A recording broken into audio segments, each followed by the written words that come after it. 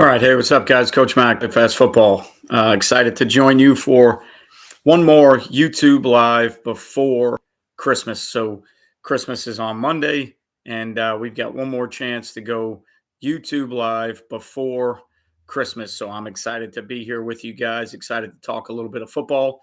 Um, whatever we may want to talk about tonight: offense, defense, special teams, X's and O's, whatever it may be, college football, NFL football, you name it.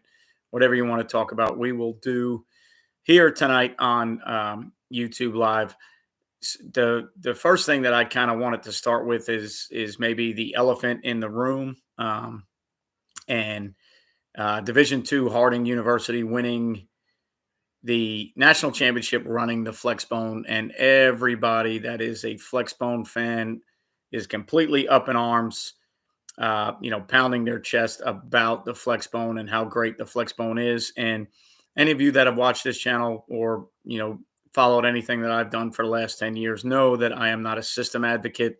I'm not a fan of straight systems. I think offense is, whatever you need to do to move the football, whatever you need to do to score, whatever you need to do to put your defense in position to win. I think a lot of the best offenses out there, when you look at Division I football, a lot of the best offenses out there are a, hodgepodge of a bunch of different theories. A lot of those theories go back to old wing T, single wing, gap scheme football and tying new age spread and splits and tempo and a lot of those things with personnel groups.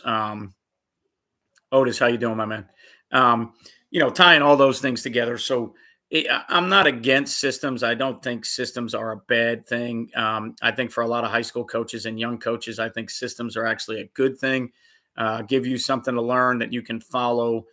You can kind of cut your teeth in one of those systems and understand how they formation things, how they call plays, how they personnel things. It's not really, to me, the worst thing in the world, but I've just never been a fan of saying that you have to be a certain system. Now, with that being said, obviously the Flexbone has a Division II national championship, and I think that's awesome. And I think it's awesome for Flexbone advocates, but you'd be remiss to think that there aren't a ton of Flexbone teams across the country that are 0-10, 1-9, 2-8 this year. That doesn't make the offense any worse. That doesn't, that isn't the selling point to not run that system. But to hang your hat on the fact that, there's a team that won a Division II national championship with the system, I think it's great. I think it's awesome if you believe in that. But to hang your hat on that argument and say that, that's the way to play football or that's the way you should play football. If that's the way you want to play football, then great, play football that way. If you know how to coach it and how to teach it, and then great. If you have the kids that can run it, then that's great. I think all those things are awesome within those systems. If you know how to install it, how to teach it, the answers, all the fixes, when you're getting different fronts and different coverages and different ways for people to play option schemes. If that's what your bread and butter is, then by all means you run that system. If that is not your bread and butter, then you don't just pick up that system because they won, a national championship at the Division II level. That doesn't make it the right fit for you. The right fit for you is what you know how to coach, what you know how to teach, what you know how to fix.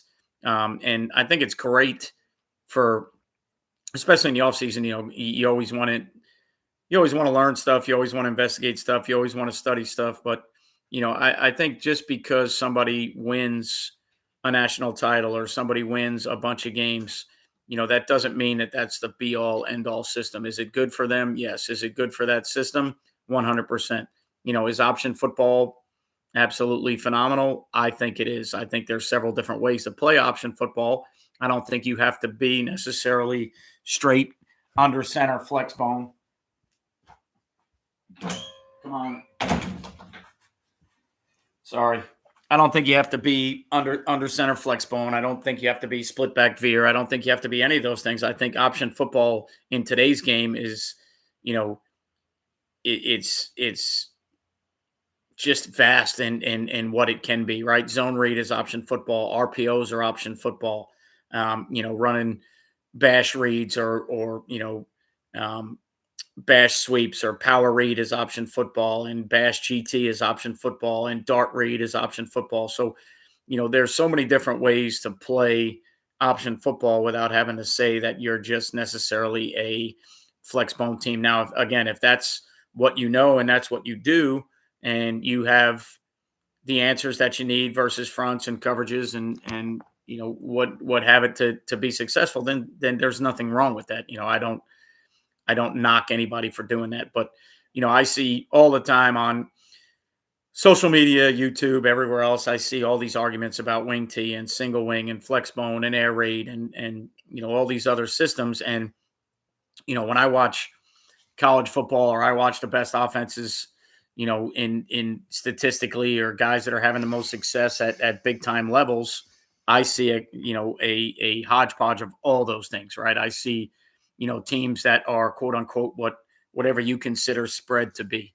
Last year Tennessee was the flavor of the week, and it was tempo with wide splits, and it was vertical run game, vertical pass game. Well, they fall back a notch this year, and all of a sudden that's not maybe the flavor of the week. So, the system itself is, conducive to how you teach it, who your players are. Do I think it's can be very successful in high school? Sure, it can, because anytime you can eliminate a ton of pass blocking and a ton of down the field vertical throws, that you're trying to live by, and not your play action shot plays and things that you've set up with a devastating run game. I think that's an awesome way to play high school football. But to think that one system, quote unquote, is the way that everybody should play, to me is just kind of asinine. It's not, doesn't make sense. It's not something that I would ever hang my hat trying to argue to anybody. It's the same thing on defense. I wouldn't tell anybody that they need to be odd, they need to be even, they need to be split field, they need to be middle of the field closed, they need to be three high, they need to be two high, whatever it may be. Like, there's a ton of ways to play defensive football. Otis, that's kind of, I don't really know. Um, I would think the argument typically would be smaller schools to say that it gives you, some type of means to level the playing field. If you're a smaller school, you don't have as much talent, you don't have as much size. Obviously, option football and flex bone stuff might be a better way to even the playing field. Um, but I think if you're at a bigger school with a ton of talent and a dynamic quarterback, then I think, obviously Flexbone would be great there too. I think the argument all the time is, to me, at least the argument that I take from it, or I hear people talk about, is, how it evens the playing field for teams that maybe can't compete within another system. And everybody always wants to go back to what, Bobby Johnson did at Georgia Tech, and, the success he had at Georgia Tech. Well, that success was kind of marginal in a way when you really look at it. They had a lot of early success. They had a lot of in-season success. They went to a couple good bowl games. They never really competed, to my knowledge, for a national championship. They were never in that picture. He kept Georgia Tech kind of relevant for a little while. And people's argument would be, again, my opinion, the argument would be, he kept them in the mix and he kept them relevant with that offense. And when they went away from it, they struggled. Well, yeah, they struggled when they went through a couple different coaches. They went through a couple different systems. Well, they're in a bowl game this year, playing UCF, I believe, in a bowl game. And, if you look back at the history of that, I don't think they were very successful during that, Flexbone run in bowl games, or at least as successful as people might make them out to be. I know, to me, the biggest deal was when they got, in a conference with people that never saw Flexbone stuff. The first couple times they played them, I think everybody struggled, because you can't defend that offense in 3 days. And that's what makes it, so interesting and so unique. It's different. It's got a lot of different components that you have to be aware of. And, to me, once people started figuring out that that's what they were going to have to defend, and they started working on that more and more, or you had teams that, going into bowl games had 4 weeks to prepare for it, I think the results kind of changed a little bit. And that doesn't mean that it's, again, it doesn't mean that it's not a good system. I'm not here to say that it's not a good system. I'm just here to say that if you think that because of a D2 national championship, that's a revival, or, it's going to open everybody's eyes to that system. I just think that's a little bit crazy because, like I said, I can go across the country and you can find how many teams are 0-10, 1-9, 2-8 running flexbone, just like there's teams that are, 0-10, 1-9, 2-8 running wing T, and there's teams that are 0-10, 1-9, 2-8 running shotgun zone read or spread offenses or tempo offenses. It's not the thing that makes football so great is we can have all these different systems and all these different beliefs of how you win games. If there was one cookie cutter way to do it, it probably wouldn't be as much fun, in my opinion. I think game planning and play calling and schemes, I think that's what kind of draws everybody back year in and year out, because there's always so much to learn. There's always so much to look at. There's always, so much to wrinkle and to find out who's doing it a certain way and what changes they've made. Like, that's what makes coaching, to me, in football, kind of the thing that we lean on all the time. The thing that we love the most is it's, kind of it's a living document. Football, it changes all the time. Your team changes, your roster changes, your coaching staff changes, your opponents change. So how you need to play football sometimes changes. So, it's out there right now. It's again, it's a hot topic right now because, a team just won a college national championship. And, I think it's great for debate. I think it's great for conversation, but if you're a flexbone person that wants to be flexbone, then by all means be flexbone. Nobody's stopping you from doing that, but to throw that up there and say that it's, this, that, or the other thing, or it's how more people should play, it just, to me, it's just kind of a moot point. It's not, it's not factual. You can go across the landscape. If you look at, the four offenses in the college football playoff are all going to be played a little bit differently. Michigan's going to be a little bit different than Alabama, who's going to be different than Texas, who's going to be different than Washington. They're all going to be, there's not going to be one cookie cutter way in the college football playoff. Michigan's probably the furthest removed from all those teams, but they're still similar in some nature to a lot of those places. And, Texas and Washington and Alabama, probably more similar than they are different. In a lot of ways, Alabama now this year is probably not as similar as Texas and Washington as they've been in the past when they had Tua and Bryce Young, and it's just football is a work in progress. Offense is a work in progress. There's things all the time that put you ahead, and then the defense catch up, and then you've got to change or you've got to wrinkle. It's the guys who know how to use their personnel, the guys who know how to call plays, the guys who know how to manipulate defenses. Those are the guys that are winning and doing a great job on offense. So, probably enough flexbone talk for the night, but just had to throw it out there because I know I see it the last week or so, however long it's been. I see it all the time on social media. I see people talking about it all the time. And, you're going to have people that bash it, which makes no sense to me. And then you're going to have people that defend it to their grave, which makes no sense to me. If it's what you do and it's what you want to do, by all means do it, and if you can help somebody that wants to run it, then go out there and help that person or that staff or whoever it is, help them run it, because there's a place for it in football. There's a place for a lot of offenses in football. And if you can be beneficial to somebody else, then, by all means, I think you should be doing that. But to kind of throw it down people's throats to say this is what you should be doing, is to me just not a logical argument, in my opinion. But, now that we get into bowl season, now that we get into the, D2, D3, 1AA national championship and the college football playoffs, it's that time of year where most high school coaches are done.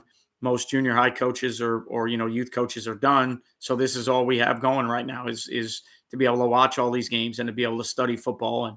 And when something gets hot, then certainly it's going to become a topic that people want to talk about. We'll bring four from a side from the field, P block. We'll bring it occasionally. And I don't do it as much as we used to. We'll do it a lot.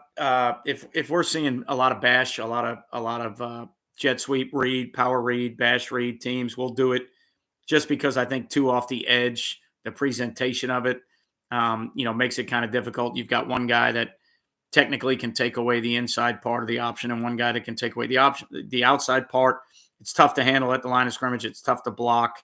You can't crack any of those guys. You can get condensed and change splits that way, but you can't really crack any of those pressures. So you're usually going to get two off the edge.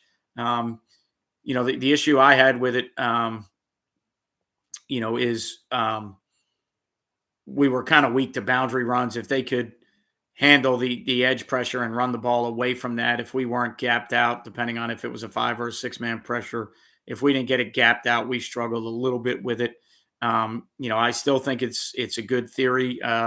Kirby Smart talks about it with his clinic and how they generate tackles for losses. And he talks about one of his nickel blitzes from the field, bringing two off the edge. And, it's really good when teams have tendencies down and distance wise or field position wise, or formationally tendencies where they like to get the ball to that side perimeter. And you can kind of shut that down a little bit with 4 from the same side, 2 off the edge.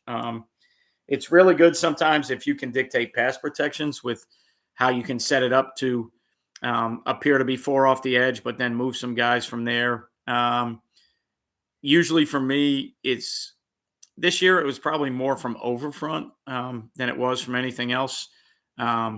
Simply because if you set the 3 and a 5 to the field and you bring 2 guys off the edge, you can get the 3 and a 5 under, and then you can get the 2 guys off the edge. It's pretty sound, but I think you can run it from any front. I don't think it's where you're bringing guys. So like if we're tight, for us, when we're tight 3 high, we normally have to plug somebody on the interior and end up sending 6. We can bring 2 off the edge and send 5, and we've done that before. I actually did a video probably last year or so, maybe a year ago or so, and talked about, America's blitz first 2 off the edge, right? So if you had to bring 5 and you brought it from the front side, what do you think is better? The traditional long stick, inside backer, B gap, edge pressure, or do you think it's better to run some type of long stick 2 off the edge with the interior guy off the edge being a tooth or tail guy? So in other words, if the tackle blocks out, he crosses his face. If the tackle blocks down, he squeezes and becomes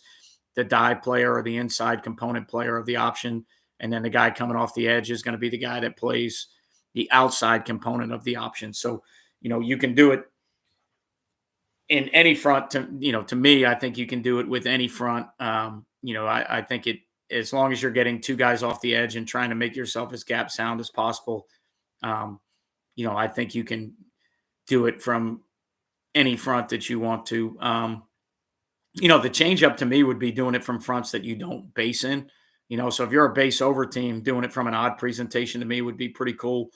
As an odd team, we do it from over or even front. That I think makes it pretty cool, because now it's not only 2 off the edge, 4 from the same side, but it also becomes, the front that the offenses don't work on as much. They normally work on your base front, what you do out of that. And when you change it up and wrinkle it and send 4 from a side from a different front, now it's got a different presentation. It's still 4 from a side. It's still 2 off, field side, or 2 off the edge that they got to account for, but it's also from a different presentation, a front that they don't, or they're not used to seeing. I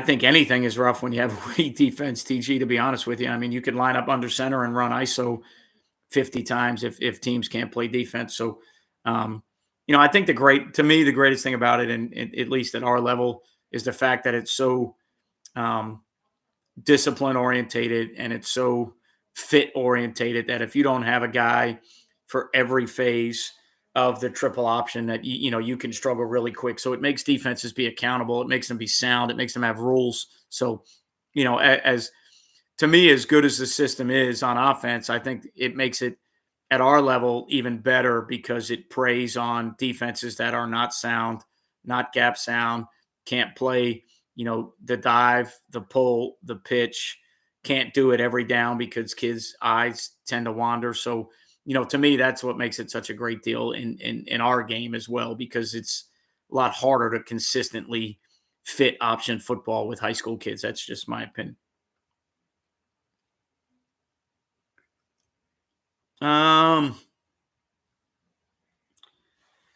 So, to me, the ideal, and we're getting away from this now because conferences are changing, but to me, the ideal playoff would be a system that, if you had four or five major conferences that everybody agreed with were major conferences, those five ought to get an automatic bid. And then if you had eight teams in or 12, whatever it is, then you go to at large bids from there. But, I think the argument this year, especially with what Florida State did and what is considered to be one of the major conferences, you can't go undefeated in a major conference and not get in a college football playoff. It's just a bad look, in my opinion. And that's coming from an Alabama fan. I just think it's not a good look. Now, on paper, is the ACC and the SEC the same? No, it's not. Everybody knows it's not, especially with Clemson down, and Miami being down for the last however many years. It's not even remotely close, when you look at those two. Now, I know you could argue FSU beat LSU. Well, they beat them first game of the year. LSU went on to lose 3 games. Yes, they beat Florida. They beat them with their backup or third string quarterback, but they beat them in a kind of weak fashion, considering how bad Florida was struggling. So those 2 SEC wins, aren't as great for them. But the other thing you got to keep in mind, to me, when you look at conferences, is like it's the week in, week out grind more than how many good teams, at the top do you have or whatever. But, it's not so much the 1 or 2 teams that are really tough to beat. It's the week in, week out grind that there is no week off, So, like on Alabama's side, when the West gets good and it's, and it's Ole Miss, and if Auburn's decent and, LSU and all that, it's you've got 4, 5, 6 games throughout the year that really become tough games, especially managing injuries and, the ebbs and flows of college kids that are 17, 18, 19 years old and, traveling, being on the road at some of those places. Like that to me is the biggest hoop to jump through, more than just, yeah, they've got a lot of good teams. Yeah, well, they got a lot of good teams, but you have to play them week in and week out. They still have, every conference has, you know, uh, cake teams or teams that are down on their luck a little bit.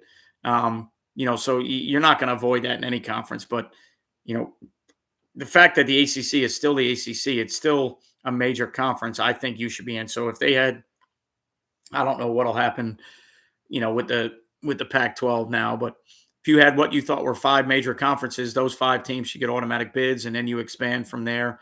I still think you're going to run into it won't be as cut and dry maybe as this year's argument with Florida State would be, but if you go to 12 teams like they're going to go to, well, then 13 is going to bitch. If you go to 8 teams, 9 is going to bitch. Like there's going to be somebody outside the cut line that's always going to bitch and say that they could have, would have, should have been in the playoff system, right? So I've always said I don't want to sit on that committee.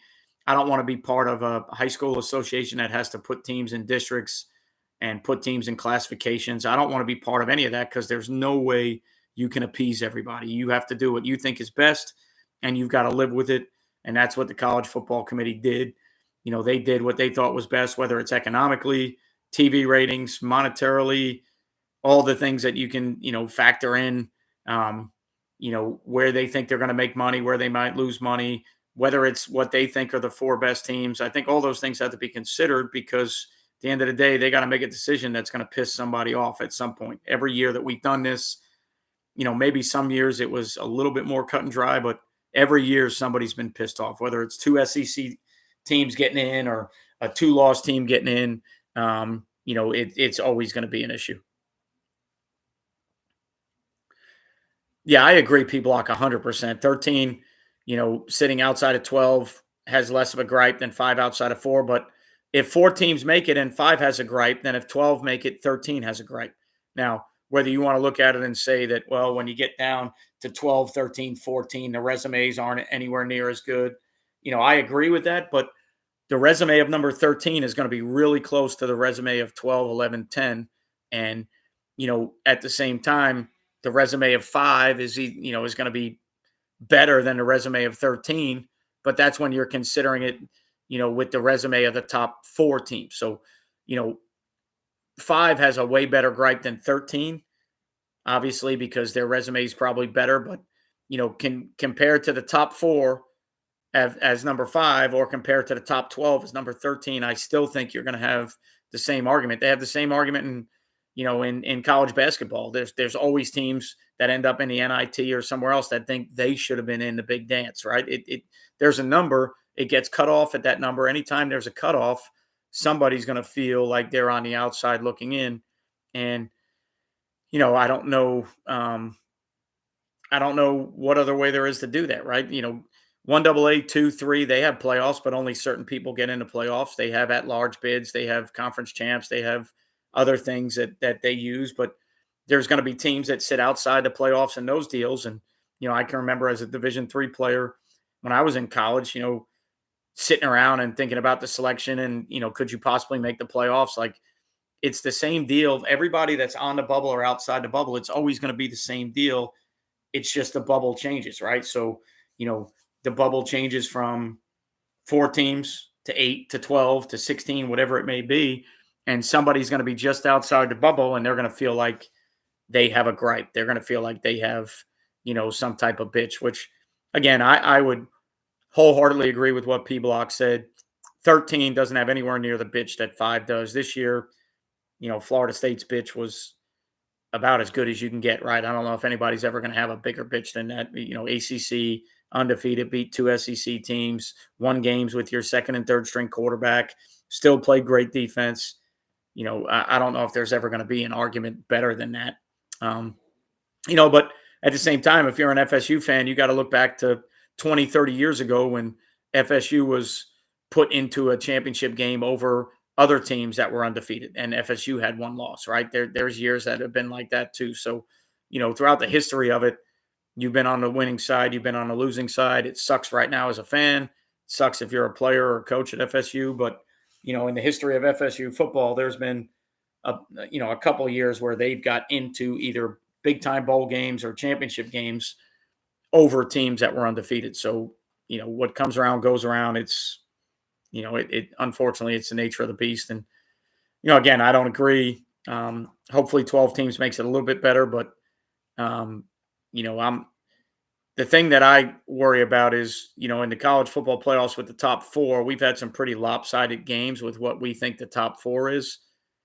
What are some of those games going to look at if you let 12 teams in? If you let whatever that bracket's going to be with 12 teams in, if you have, 12 playing a 4 or whatever it may be. And I still think you're going to have issues because, last year we had what we thought were the best 4 teams in, and, you get to the championship game and it's 65-7. So I think we're always going to have those issues potentially. So probably no way to solve it. No way around it. Hopefully you always wish you could solve it on the field and solve it with playing, but I just don't think there's, I don't think right now there's a true way to do that, until it comes down to a 12 or 16 team playoff, which most people think is fair. Rarely hear gripes about the 1AA, D2, D3 system with 16 teams in the playoffs. Most people, I think the teams that are there probably deserve to be there. There's not as big of a gripe. But we'll see. We'll see what the future holds. We'll see what happens. Be interesting to see what these college football playoff games look like, right? Obviously, I think in the committee's mind, when you end up with Georgia and Florida State 5 and 6, I think in the committee's mind, they're hoping if everybody was healthy and everybody was playing, that if Georgia handled Florida State, then that would be their way to say, hey, we made the right decision. If Florida State wins that game, then I think they're going to have an even bigger bitch on their hands. But I don't think we can look at that anymore because those games are all going to be filled with opt-outs and guys that decide not to play. And, so I don't think you'll ever get a true version of what it would look like to say, hey, here's why that team shouldn't be in. They didn't deserve to be in. But enough talk about that. Let's talk more about X's and O's. Let's talk schemes. Let's talk football. Is there any college bowl games that you guys might be interested in looking schematically? I always, I've mentioned this on several videos. I always lean towards odd front 3 high teams if there are teams playing 3 high structures. I lean towards more middle of the field open teams. That's what I want to study. That's what I want to look at. Not that I won't watch other teams, but it's I'm always going to lean towards the way we have to play football where I'm coaching. So, I'm always looking at odd front teams, um, three high if I can find it. Obviously, I'll watch Iowa State and Kansas State. Oklahoma State was a bunch of three high this year. A lot of people have mixed it in as a changeup, but as far as who's playing it, a lot of downs. Those are the games that I'm always interested in. I don't really look at the matchups per se. I don't look at how good of a game I think it's going to be or what's going to be a good game. I look more at at what everybody's running, and then offensively, I always gravitate towards tempo, RPOs, um, a little bit more 11 personnel open formation football, just because that's what I want to look at. That's what I want to study. That's what I want to watch. Because when I watch college football games, it's, um, you know, for the most part, when I watch college football, it's to get better. It's to study. Like, I've said this before. I'm an Alabama fan, but I'm not a diehard Alabama fan.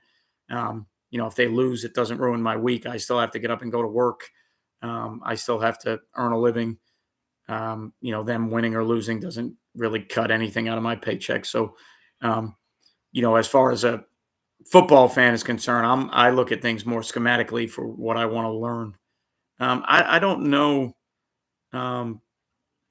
Be honest, Otis, I don't know how many true 3-3 teams there are out there. I think there's, when you look at 1AA football, I know Villanova is a version of it. Delaware is kind of a version of it. Southern Illinois, I think, was a version of it. Right now, if you look at, NC State is kind of 3-3. Nebraska was kind of 3-3 with the guy that came from Syracuse. But their game is so much different than ours that I think a lot of those, to say that you're going to watch somebody be 3-3 stacked by the book, I don't know offhand how many of those teams are left in college football. I think they start 3-3 personnel, and then based on formations and what they need to defend, I think a lot of times it morphs itself into 3-2 boxes and, different scenarios where they can't play the true 3-3 stack. But I would think if you're looking to study that, I would look at, the way Iowa State plays defense, the way Kansas State plays defense. I think NC State was very similar. I always gravitate back to Villanova. They've been doing it for a long time. So I think there's a bunch of teams that play that style, maybe not exactly that true package. Back in the day, it used to be West Virginia and I think Fresno State probably with Rocky Long so I think there's still some 3-3 guys, or at least from the 3-3 tree or family. I think they're still out there, but I think they've kind of morphed just like everything else.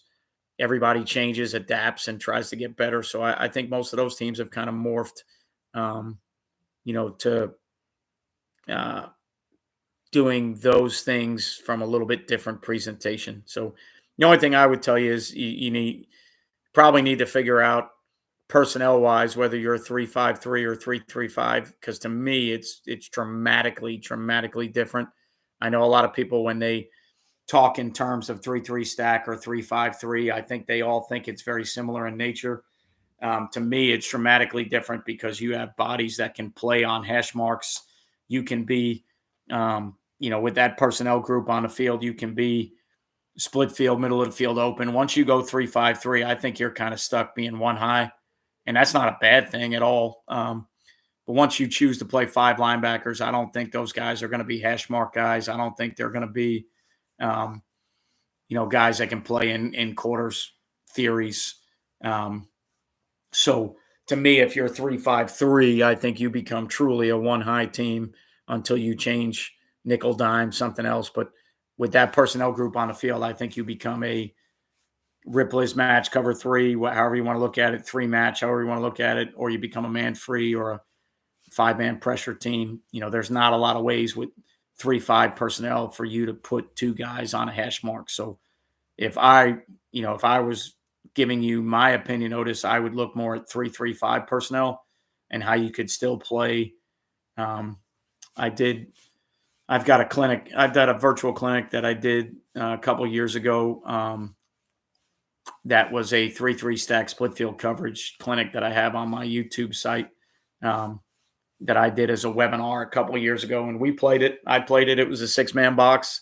I went from 4-2-5 to 3-3-5, and I kept 3 safeties on the field. I just went from a 4-2 box to a 3-3 box. Played it from stack, you know, philosophy, stack theories. We tried not to empty the box out and get rid of the stack as much as we could.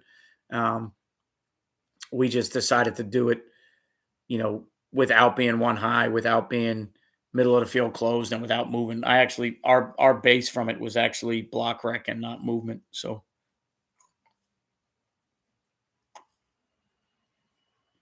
yeah, I think anytime you get more second level players, your paths and your blitzes get get a little spicy. And I think you'll see a ton of teams, especially even front teams. I think you'll see a ton of teams that'll be 3-3 stack on passing downs because of the presentation of the pressures.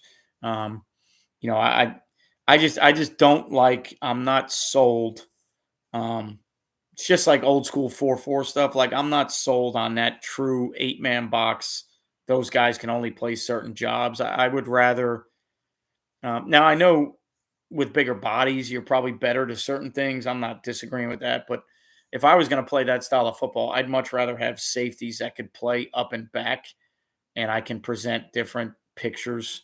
Um, with those guys as opposed to 3-5 or 4-4 personnel. I think the pictures get kind of limited. I think this is what you are, and that's not a bad thing at all. There's a ton of great 4-4 teams and 3-5 teams and one high teams, middle of the field closed teams. That's not a knock on that style of play at all. I just think you get kind of, yeah, and it's just like 4-3 as opposed to 3-4, right? People argue all the time and say, well, the 3-4 is a little bit more dynamic. You've got, more second level players. Your blitzes get better. Disguises get a little bit better than 4-3 stuff. So it's kind of the same argument to me. It's, I think there's just more presentation when you're 3-3-5 than there is when you're 3-5-3. Now, I do agree with you, people, that 3-5, the pressures I think are pretty cool. And the amount of things that you can draw up with that many second level players and linebacker type bodies that can blitz or cover. I certainly agree with you there. But as far as the base package, to me, the 3 safety presentation just gives you so many more options and pictures that you can present to an offense. Now, again, personnel wise, if you're playing teams that are big and teams that are big personnel groups, and you're not worried about the presentation as much, because you have to defend what you have to defend, then yeah, certainly I'm okay with 3-5 or 4-4. But in the game we play nowadays and in the world we live in nowadays, I would much rather have the multiplicity of extra safeties so that they can be on a hash mark. They can be middle of the field open. We can be middle of the field closed. They can be down as an 8-man box. I like the flexibility of having that. I like the flexibility of doing all of those things from that personnel group. But there's going to be times where you want bigger bodies on the field. So there's going to be times within your 3-3 package that you may want to be 3-5, right? Just like a 4-3 or a 4-4 team, there's going to be times where they want to be 4-2-5 or they want to be 2-4-5, right? The game today gets kind of specific with down and distance and personnel groupings and, nickel groups, dime groups, other things like that. So, I think to me, from a base structure, I want to be 3-3-5 or 4-2-5, or, I'm okay with 3-4 personnel. I just want as many back end players as I can. I think true 4-3, 4-4, I think that's kind of gone by the wayside just because of the way offensive football has now become. And even when you look in college, like all your true 4-3 disciples, there's not many guys that play true 4-3 anymore. They're recruiting Sams that are nickels, stars, whatever you want to call them, because they add more value and flexibility to the defense than that traditional Sam linebacker. But again, depending on who you're playing against and weeks that you're playing and game plans, that traditional 4-3 personnel grouping is going to be one that you probably would like to have. And I would, that's one of the things I talk about all the time. I wish we had more flexibility in high school with some of those things, because I don't have it at the school I'm at. I don't have a ton of flexibility with my personnel. Like, my best guys are my best guys. I'm not finding a lot of personnel groups around that. We certainly have some big packages that we might go to using O linemen. We have some nickel dime stuff that we go to, getting our best 11 athletes on the field. But when you're talking about 1st and 10 lining up to play football, I don't really match personnel as much as the college and NFL guys do, because I really don't have the luxury to grab guys to match that. A lot of the times we're trying to find our best 11, and our best 11 are hopefully guys that can keep us in the game. But after that, sometimes it gets kind of, the drop off is significant. So to match personnel, to put somebody on the field that maybe shouldn't be on the field just because it's a personnel group, I think it's tougher to do in high school. Whereas the college NFL game becomes almost all personnel based, because you've got 85 scholarship players that you've recruited. You should be able to find extra linemen. You should be able to find extra linebackers. You should be able to find extra DBs. Sometimes in high school, I don't know if you can find the extra lineman that you're looking for. There's schools that aren't big up front, and, they don't have the 260, 70 pound guys to find, even if they wanted to find them. So I don't, to me, I'm just nowhere near as personnel based as guys in college and the NFL are. Anything like true linebackers, I don't know.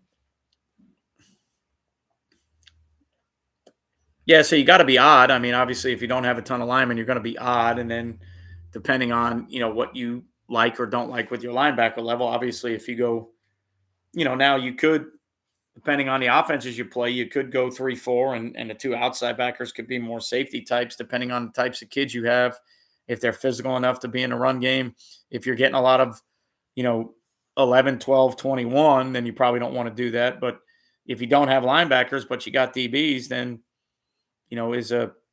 even though he might be a little bit smaller, if he's aggressive enough and physical enough, is one of your top DBs better than one of your 4th or 5th linebackers? That's something you would have to look at within your personnel groupings. And, can you live with a safety playing outside linebacker because he's better than the linebacker that would play there?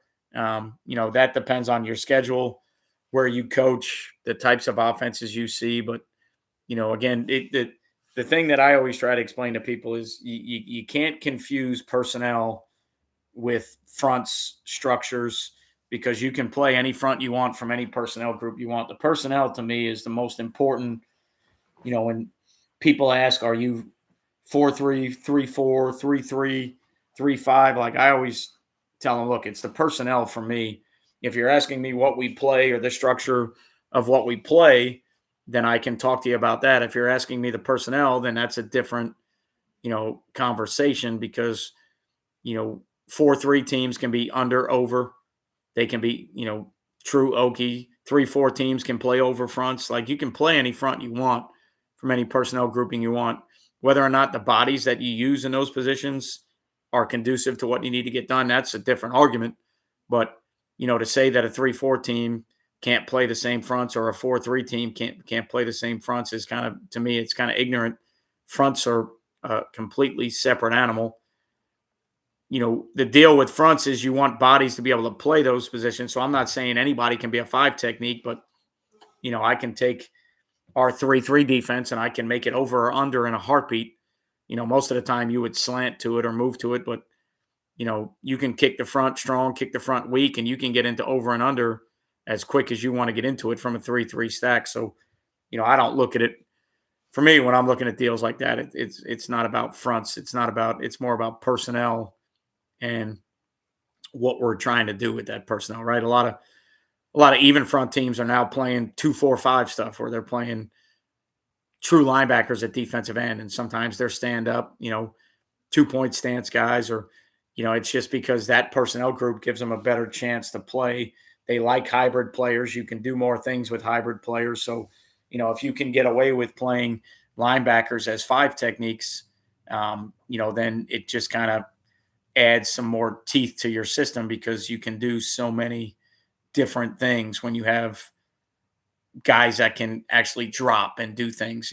D lineman dropping is, um, it's a bonus, it's a nicety, but I don't think a lot of people have true D linemen that can actually drop and play coverages. So the more linebackers you have on the field, better chance you have to get exotic with a lot of the things that you're doing, especially when they can be fives or nines and they're outside backers. Right now, you got to figure out, are they rushing? Are they dropping? They have the ability to drop, but they also have the ability to play the edge or play the five or the nine. So, to me, that's what makes that so flexible. Would I take if I was a 3-3 team or a 3-4 nickel team, would I take a safety and play him in a nine? Probably not. I probably get limited with some of those deals. But if you're a true 3-4 team with four backers, then tight ends can be handled with nine techniques, and you can do whatever you need to do because you got the bodies to do it. So, to me, it's always personnel based. It's always everything we do is personnel.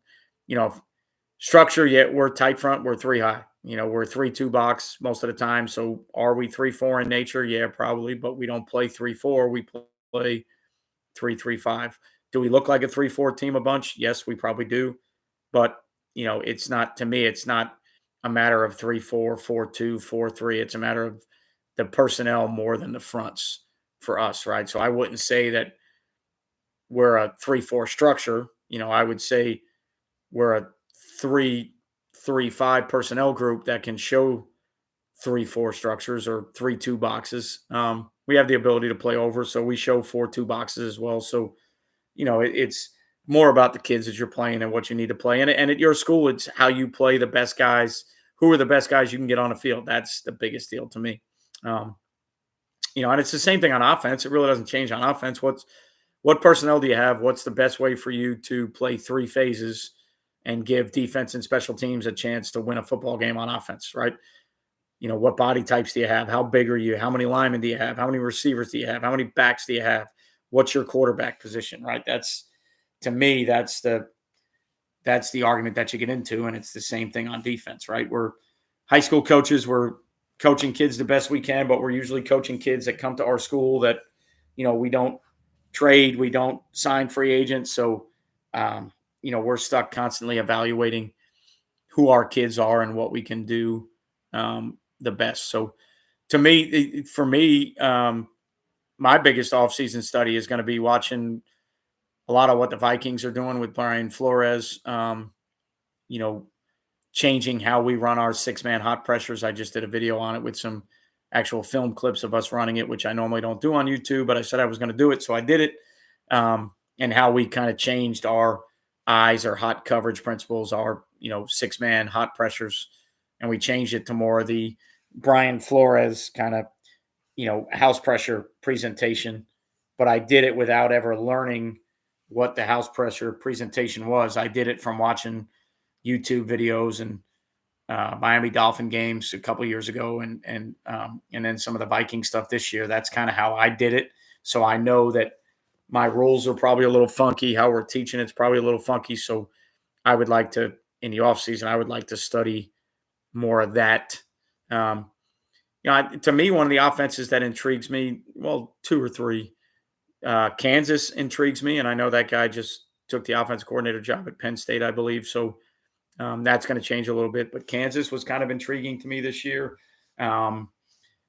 Liberty was obviously intriguing. The things that Coastal Carolina's done the last couple of years were intriguing. So those are the places that I would kind of think about watching, when it comes to bowl games.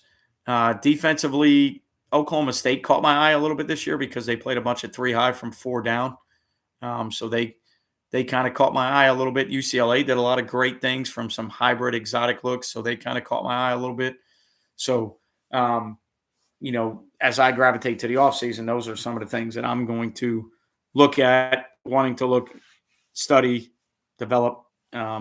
Obviously, a couple of weeks we'll go to the AFCA, so I'll go with my head coach to Nashville. We'll go to the AFCA, and that's not really a ball clinic. It's more of a business, network clinic than it is a true football clinic. But as we get into true football clinics, obviously, going to attend some of those and try and figure out, things that we can do better, things that I can do better. So, I'm always interested in doing those things and looking at those things and how we can tweak our packages um, a little bit.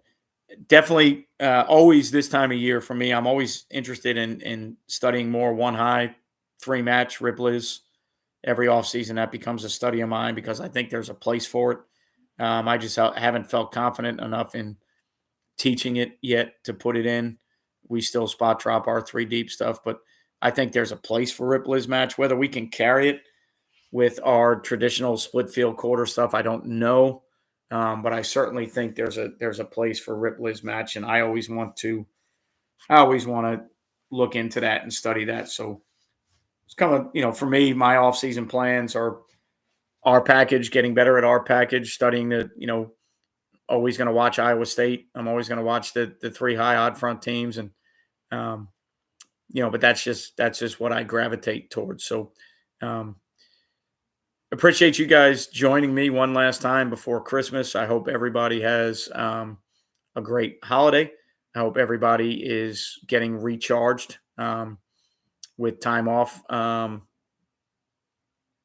Yeah, Dominic, that's what I thought. The games that I watched this year, I thought NC State was close to traditional stack stuff, and I think they're pretty good on defense. So I hope you guys are enjoying your off time. Probably if you're a teacher, just got off sometime this week, today, yesterday, whenever it was. And thank you, P Block. Merry Christmas. But this is certainly not the last one of the year. I will do another YouTube live before the new year. This is just going to be the last one before Christmas. So as always, I tell you guys, I've got 10 or 11 virtual clinics on my site. If you're interested in those, email me, sting8740@gmail.com, STING8740@gmail.com. And I'll talk about how we can get those to you. They're not public on my YouTube site. They're private, unlisted on my YouTube site. So I can talk to you about how we can get those to you if you're interested in any virtual clinics or off-season just studying ball. But appreciate you guys being here. Appreciate you being here all year. Made a push to 4 million. We didn't exactly get to 4 million views. The channel is at, we're about 40,000 views away from 4 million. I was hoping to get there before 2024, but don't think we're going to get there, but made a good push. So still going to do all the YouTube stuff. Nothing's changing with that. Still going to do live. We'll do one again next week, Tuesday or Wednesday night of next week, and we'll talk more about X's and O's, college football, what's going on, what you guys want to learn, what you're interested in. And so not the last one of the year, just the last one before Christmas. So I wanted to get on this week before Christmas and talk a little football, but also to wish everybody a Merry Christmas, a Happy Holiday. Thank you for, thank you for supporting the channel. Thank you for watching what we do. Thank you for contributing to what we do with your conversations and your comments. And obviously you can't do any of these things without an audience. So I appreciate every one of you guys for tuning in, especially on your break on a Wednesday night. So thank you for everything you do for PlayFast. And thank you if you're a high school football coach or if you're just interested in football. Thank you for keeping the game going, keeping it alive in a time where everybody's trying to knock it down all the time. So I appreciate that as well. So again, Merry Christmas to all of you. Happy holidays. Remember, you won't play well until you play fast. I'll catch you guys sometime next week. Thank you, Grant.